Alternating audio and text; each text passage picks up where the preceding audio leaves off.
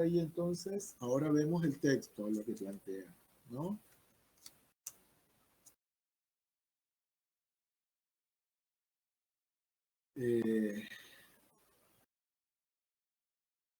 Bueno, después ustedes leen todo.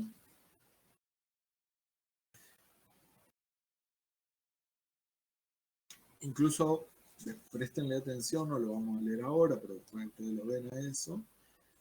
Cuando Freud aborde, perdón, cuando está, el texto tiene, tiene una introducción que hace Strachey. Ahí Strachey, que es quien hace la traducción del alemán al inglés, que después eso se traduce al castellano, ahí va a quedar señalado a qué, ya lo vamos a tomar ahora cuando avancemos, pero a qué da lugar el abandono de la teoría de la seducción, ¿no? A qué terreno se abre la teoría o la teorización, ¿no? Entonces, bueno, ahí después eso lo ven, en la introducción lo van a encontrar.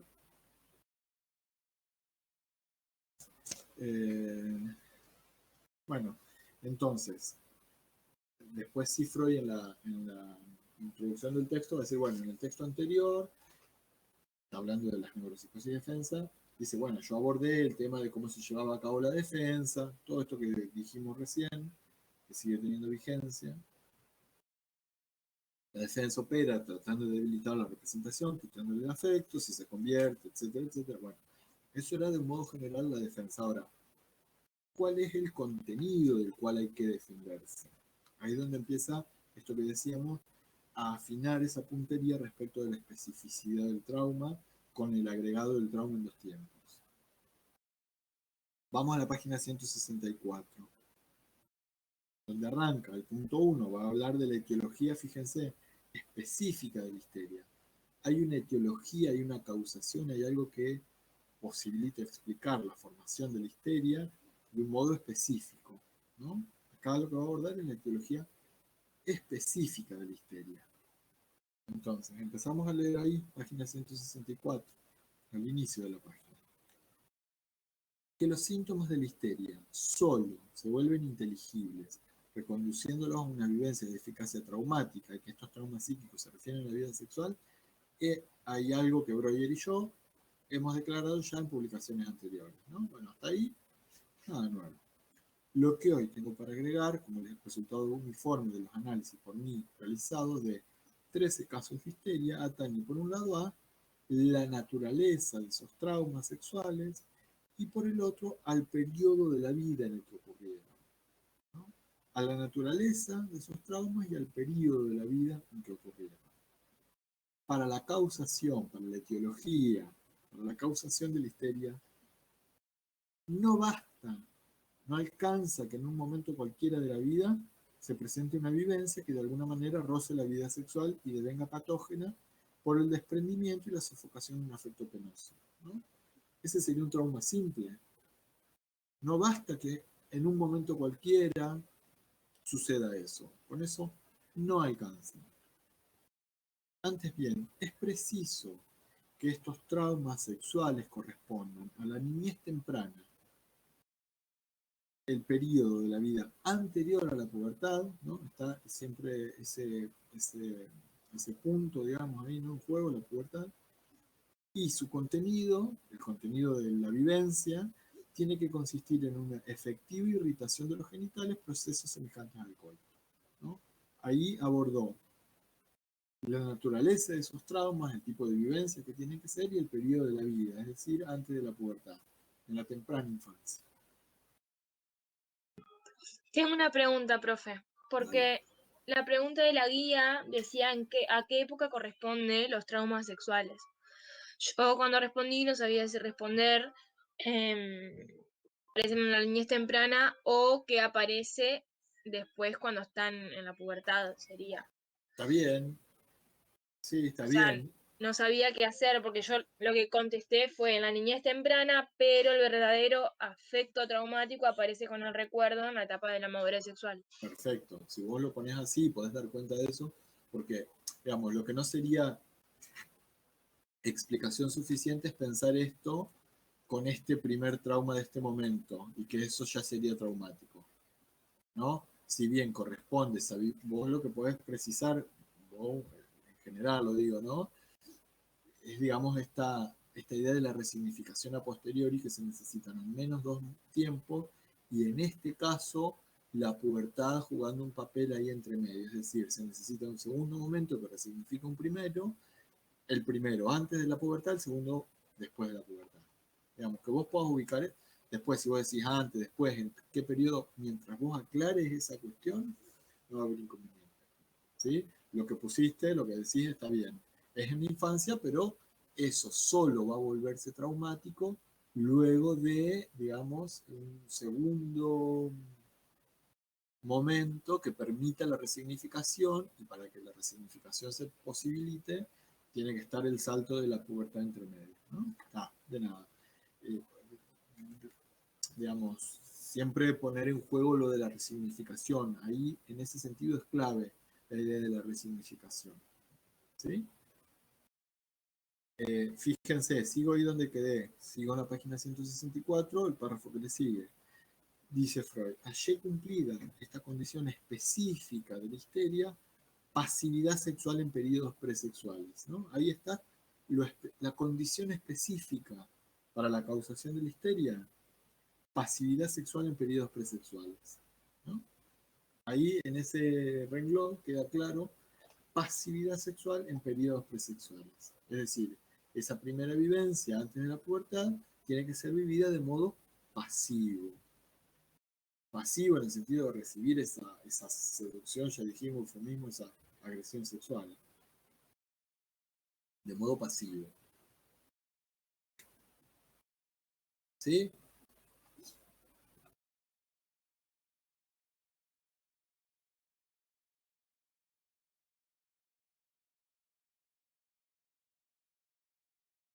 Sería lo que se nombra como etiología. Sí, lo específico en este caso, ¿no? Lo específico tiene que ver con pasividad sexual en periodos presexuales con el agregado que dijimos. Y luego de la pubertad, un segundo momento que significa, pero digamos, lo específico, lo, lo, lo, lo, lo que va a diferenciar, lo que va, ahora cuando avancemos, me parece que va a quedar un poco más claro, pero lo que va a diferenciar a la histeria de la neurosis obsesiva es que en la histeria, este, estas vivencias anteriores a la pubertad, es decir, en periodos presexuales, ahí es donde decimos Freud es freudiano, es vivido de modo pasivo. Luego de un segundo momento de la pubertad que resignifica, etcétera, etcétera, se llevará a cabo la defensa. ¿De qué modo? Separando representación y afecto, y el afecto convirtiéndose en el cuerpo. Eso sigue vigente. Hablando en criollo, se trataría como un juego en cuanto a la pasividad. ¿Cómo sería eso del juego? A alguien al que le hacen. El pasivo es al que le hacen. Un rol pasivo. En el caso de Emma, a ella le pellizcan los genitales, ¿no? Ella está como víctima, pasivo, en un lugar pasivo. Claro, como la víctima en ese sentido. ¿Sí? Lugar pasivo. A alguien le hacen, ¿no? Siempre de vuelta ahí en ese periodo de la vida, etcétera, etcétera. Ahora, este era el apartado que leía hoy, creo que Pamela era quien había leído, ¿no? La página 165. Leemos de la página 165 los últimos renglones del primer párrafo. Después ustedes leen todo, por supuesto. Fíjense, los últimos renglones del primer párrafo dice, en cuanto a lo esencial de las dudas consignadas en primer término, bueno, etcétera. Dice, 168, bueno, ya vamos a llegar ahí. Claro, porque retoma varias veces esta idea de la resignificación. Dice ahí, en primer término, se lo aventa con la puntualización de que no son las vivencias mismas las que poseen efecto traumático, no son las vivencias mismas las que poseen efecto traumático, sino solo su reanimación, como recuerdo después que el individuo ha ingresado en la madurez sexual. No es la vivencia, sino su reanimación, es decir, la idea de la resignificación, lo que la reanima, lo que hace de otorgar un nuevo sentido, pero a la vez le otorga eficacia psíquica en el sentido de despierta un afecto que en aquel momento no tuvo.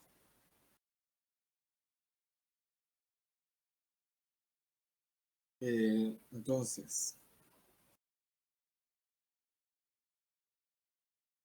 ahora sí, página 167.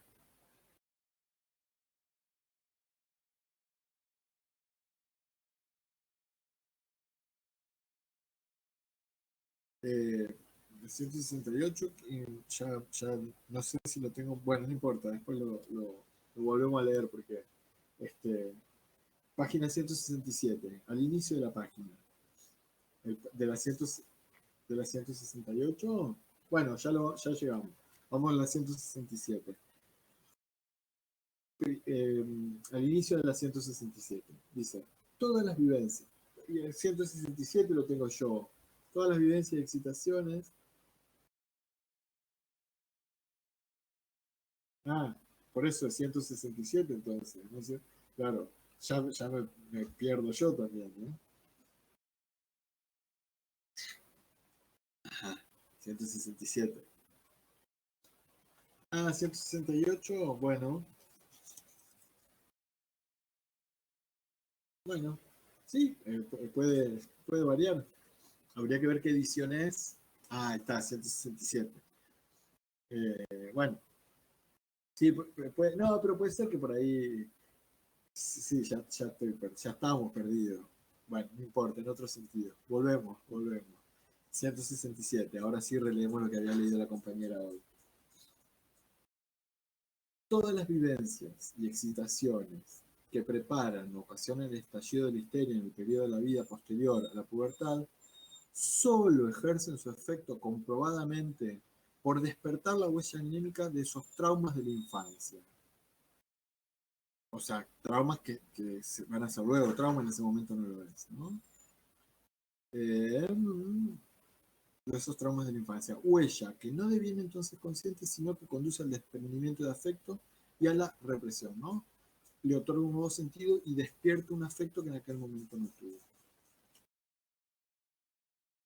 Después ustedes completan la lectura.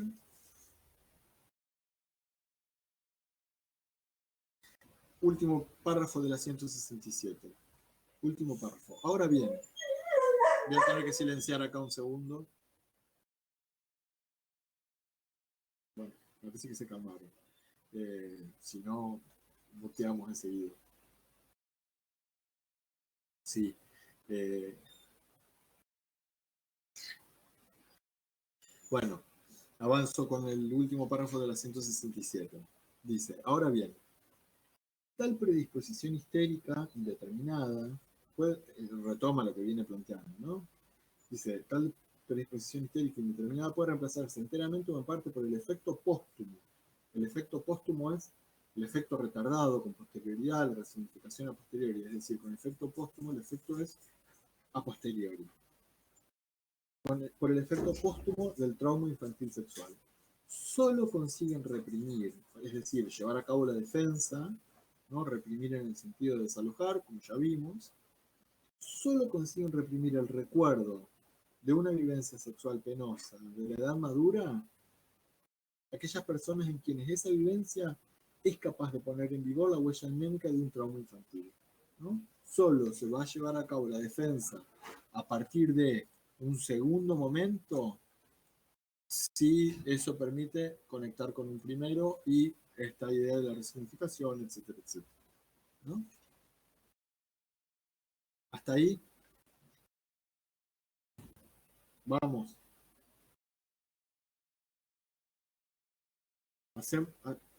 No lo entendí.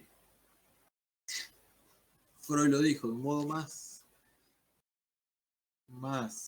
elaborado, más complejo de lo que estamos tratando de decir de modo más sencillo. Solo se puede generar un trauma. Claro, es lo mismo, en realidad estamos diciendo lo mismo con distintos términos. Freud lo dice a su modo, por supuesto, estamos a años luz de poder plantearlo de ese modo. Freud lo que dice es, solo se puede, lo traduzco, digamos, así como intento de traducirlo a sencillo. Solo se puede generar, claro, a criollo, para análisis básico, solo se puede generar un trauma si se conecta un segundo acontecimiento posterior a la pubertad con un primer acontecimiento anterior a la pubertad. con la vinculación, el nexo de la resignificación a posteriori. Solo se va a llevar a cabo la defensa si se genera el trauma por esta situación. ¿Sí? Eso es lo que dice Freud en ese, bueno, lo que viene desarrollando, digamos, la idea que viene desarrollando. ¿Sí? Ahora sí, hasta ahí vamos. Bueno, vamos a dar un pasito más que va a abordar ahora. Nosotros de este texto vemos puntos 1 y 2, vemos el punto 2. Recién veíamos histeria y decíamos, para la histeria lo fundamental es una vivencia pasiva en periodos presexuales, ¿no? Después completamos toda la otra historia, ¿sí? Ahora hay algo de lo específico en la neurosis obsesiva. El primer momento, este, en orden cronológico, si vos querés en orden cronológico, si esa fuese la cronología, este es primero en el sentido de anterior a la pubertad y este es posterior a la pubertad. Ahora, no importa cuál ubicamos primero, segundo, ese orden que termina siendo arbitrario, no importa. Sí tiene que haber un acontecimiento anterior a la pubertad y uno posterior a la pubertad. Eso es lo clave. Digo porque en EMA aparecen nombrados, numerados al revés, pero no importa eso. Lo que importa es que hay un momento posterior a la pubertad que resignifica uno anterior a la pubertad. Si lo pensamos en orden cronológico, y sí, un segundo momento resignifica uno anterior. ¿Sí?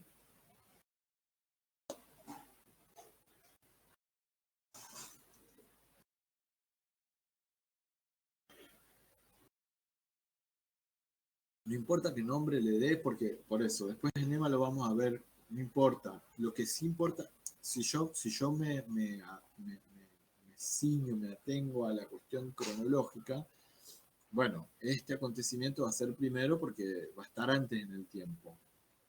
Y este acontecimiento va a ser segundo porque va a ser posterior en el tiempo. ¿Con qué particularidad? Que el segundo resignifica el primero.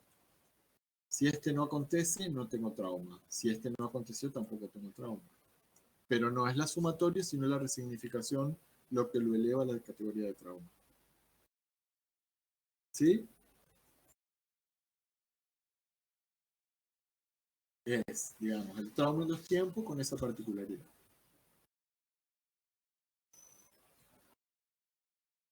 Bueno, para que se genere el trauma, efectivamente, ¿no? La resignificación en juego. No pierdan de vista la resignificación, insisto, porque la vamos a retomar.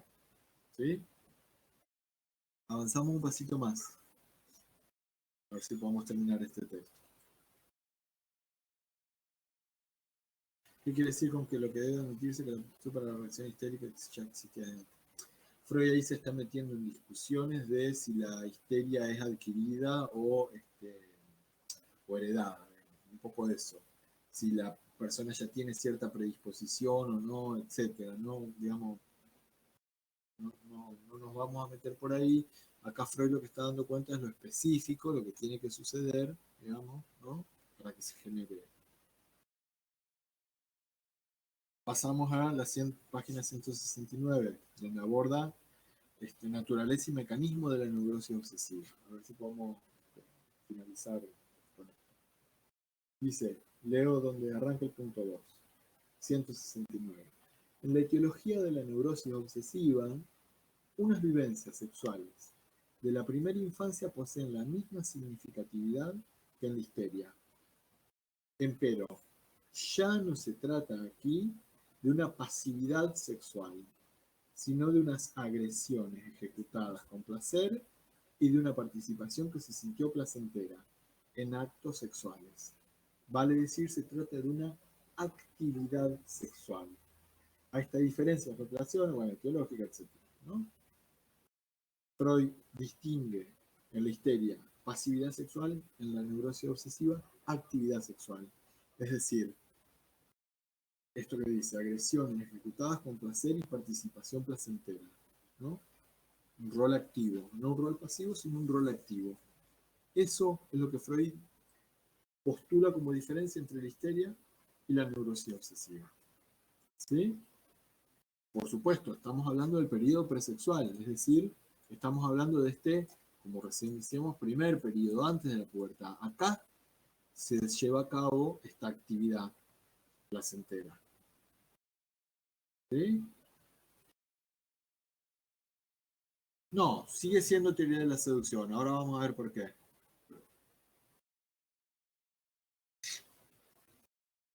Ahora está bien porque es válido, pero ahora vamos a ver por qué, cómo lo resuelve y por qué lo podemos pensar. Ahí avanza un poquito. Dice, sigo en la misma página, dice, por lo demás, en todos mis casos, en todos mis casos de neurosis obsesiva, he hallado un trasfondo de síntomas histéricos que se dejaban reconducir a una escena de pasividad sexual anterior a la acción placentera. Conjeturo que esta conjugación es acorde a la ley y que una agresión sexual, esto es clave, dice Freud, una agresión sexual prematura presupone siempre una vivencia de seducción, ¿no? Un poco lo que dice Melissa, ¿no? Dice, una acción, una agresión sexual prematura presupone siempre una evidencia de seducción. ¿Por qué? ¿Por qué Freud lo plantea así? Seguimos hablando de, esto se da también en el periodo anterior a la pubertad. Freud lo que dice es que para que la persona ejecute placenteramente una acción sexual, una agresión sexual, para que la lleve a cabo de modo activo, antes la tuvo que vivir de modo pasivo. Por eso seguiría en el orden de la teoría de la seducción. Es decir, primero lo sedujeron y después esa persona ejecutó activamente eso. La persona hizo lo que a él le hicieron. Un poco así, lo traduzco así en ese sentido. ¿Se entiende? Y esto es clave, ¿por qué? Porque Freud, como acá estamos hablando de sexualidad en la infancia y no infantil, necesita que esa sexualidad esté introducida por un otro. Entonces, al niño primero lo sedujeron, primero lo vivió de modo pasivo y luego eso que vivió de modo pasivo lo ejecutó de modo activo. Seguimos hablando de en la infancia, ¿sí? Luego de la pubertad va a acontecer el hecho que permite resignificar, etcétera, etcétera. Y respecto de esto ejecutado activamente es a lo que se va a anudar el reproche, ¿no? Que aborda, digamos, un poquito más adelante en el resto. ¿Se entiende? ¿Se entiende la diferencia entre histeria y neurosis obsesiva y por qué seguimos pensando en teoría de la seducción y por qué ese trasfondo de síntomas histéricos que plantea? Hay como una necesidad lógica de plantearlo como lo plantea Freud, ¿verdad? Perfecto. Bueno, fíjense, en la misma página, la nota 13, nota agregada en 1924, si bien Freud esto lo reconoce mucho antes, acá aparece en la nota, dice, esta sección está bajo el imperio de un error que después ha admitido y rectificado varias veces. Por aquel tiempo yo aún no sabía distinguir, dice Freud, yo en aquel tiempo no sabía distinguir entre las fantasías de los analizados acerca de su infancia y unos recuerdos reales. A consecuencia de ello, atribuye el factor etiológico de la seducción una sustantividad y una validez universal que no posee. Superado ese error, se abrió el panorama de las exteriorizaciones espontáneas de la sexualidad infantil que describí en 3 ensayos de teoría sexual. Sin embargo, no todo lo contenido en el texto se estima. La seducción conserva cierta significatividad, etcétera, etcétera. Freud está diciendo, en aquel momento, Freud a la teoría de la seducción la construye, la arma, a partir de lo que sus pacientes adultos le relatan de su infancia. Y Freud en ese momento no distinguía de la realidad material, de lo que realmente había sucedido, de lo que estaba teñido, atravesado, contado con una fantasía, a través de una fantasía. Freud en algún momento digamos, cuando reflexiona acerca de esto, se encuentra con que después de esto lo podemos retomar. Freud abandona la teoría de la seducción porque se da cuenta que no siempre estos acontecimientos habían sucedido en la realidad material. Entonces, esto que él pretende que sea una explicación universal ya no le cierra. Ahora, cuando él abandona eso, le permite avanzar sobre la fantasía, la sexualidad infantil, el complejo de Edipo, ¿no? A partir de hacer ese movimiento. Ahora, ¿qué quiere decir esto? Por un lado,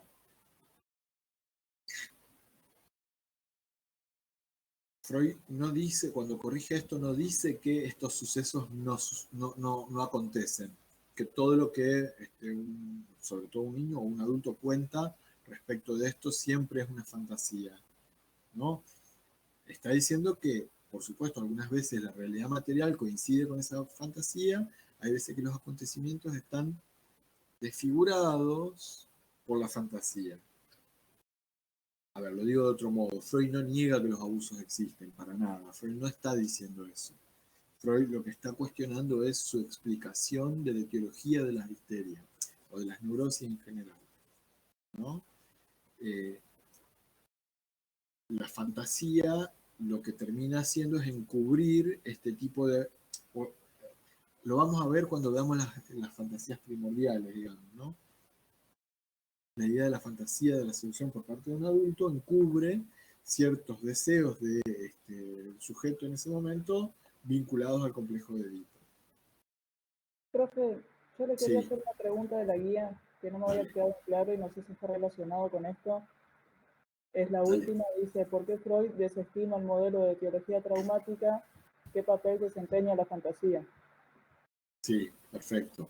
Ahí en principio tiene que ver con esto que estábamos abordando, es decir, Freud abandona la teoría de la seducción. El abandono de la teoría de la seducción da lugar a la teoría de la fantasía, digamos, ¿no? A pensar en el terreno de la fantasía y el papel que las fantasías desempeñan al momento de ubicar la causación, la etiología de las patologías, ¿no? O la relevancia que tiene a nivel psíquico la fantasía.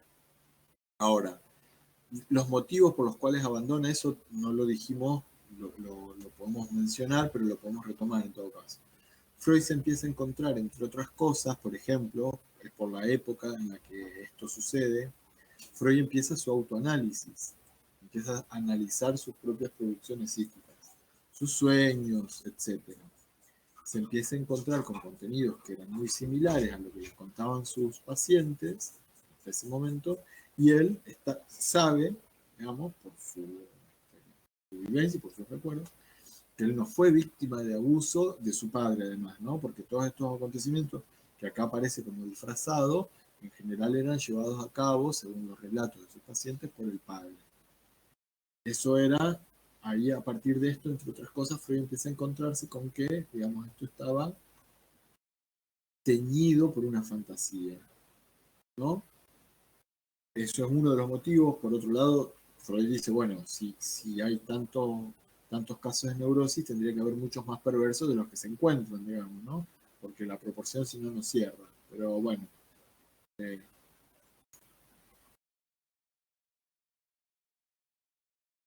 a ver, no sé si hasta ahí, así apenas señalado, lo podemos retomar la clase que viene, la idea del abandono de la teoría de la seducción, por qué lo abandona y a qué abre lugar, algo que vamos a seguir trabajando hacia adelante. ¿Sí? Pero al menos esbozado. ¿Se entiende hasta ahí? Sí, por ahí la compañera que preguntó, ¿sí? Eh, a ver, bueno, igual, de nada, pero lo retomamos la clase que viene, ¿no? Vamos a retomar la idea del abandono. Lo último que señalo del texto, lo último.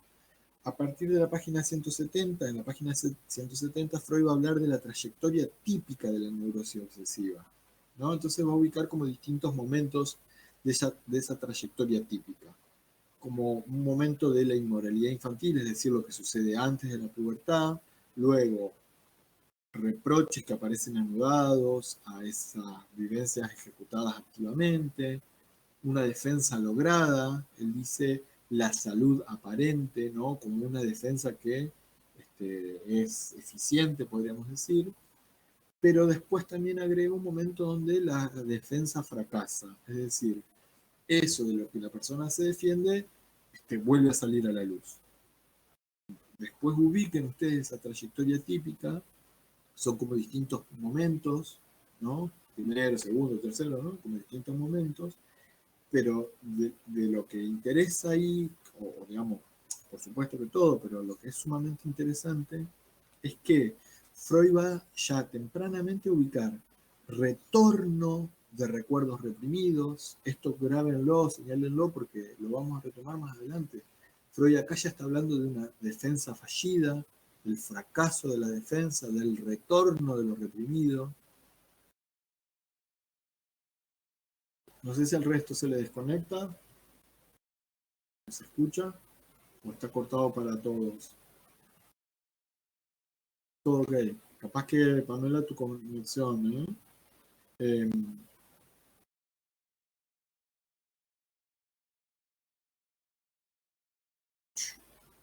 Digo, digamos, es interesante para ver porque Freud a esto lo va a retomar cuando aborde la represión específicamente como concepto y que le dé alguna vuelta.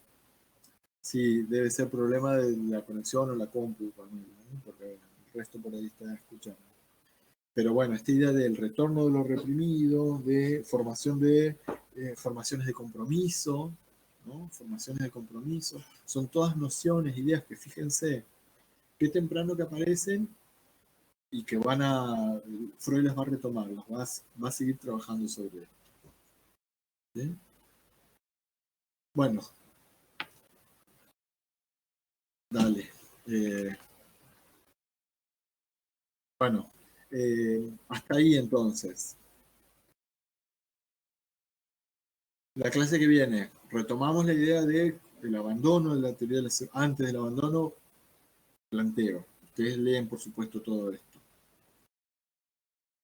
Avanzamos con el caso Emma y avanzamos con el caso Elizabeth y la introducción de estudios sobre la histeria.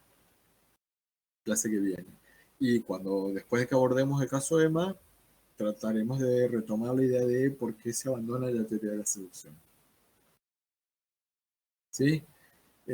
Bueno, hasta ahí. Por supuesto, de las dudas que les queden, las cosas a partir de las lecturas las retomaremos. Nos encontramos martes próximo. No sé si se pudo seguir, si se entendió más o menos, por lo menos alguna herramienta para poder acceder a esa lectura. Bueno, perfecto. Bueno, perfecto. Bueno, de nada, nos encontramos martes próximo.